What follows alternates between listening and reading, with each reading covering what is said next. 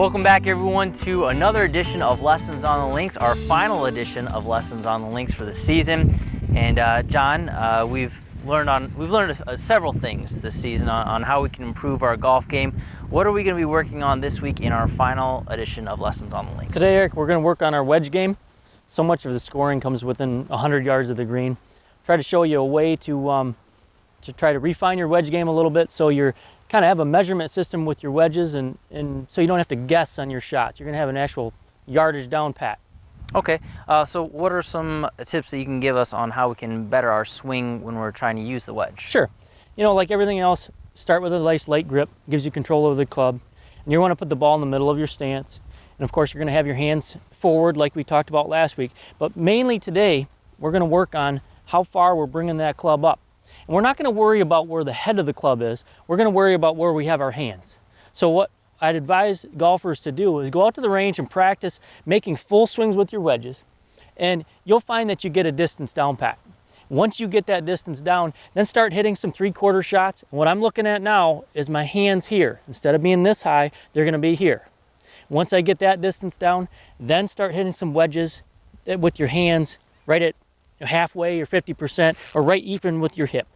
And so that way you'll have a full swing, a three-quarter swing, and basically a half swing.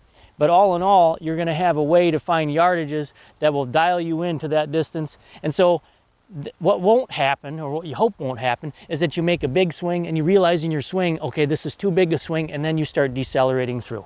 So just go to a spot and find your yardage from that spot with your hands. And I'll go ahead and show you a couple of them here. Yeah. I'm going to start out with a full swing, light grip, ball's in the middle of my stance, and my hands are going to be forward. And you just watch how high my hands go.